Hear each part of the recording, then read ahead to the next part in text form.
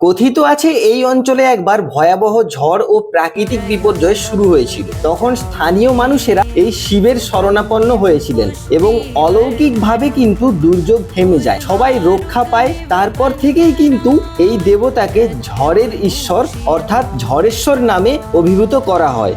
সকাল থেকে কিন্তু বাবার মন্দিরের সামনে প্রচুর পরিমাণে ভিড়, আর এই মন্দির কিন্তু অনেক বছরের পুরানো।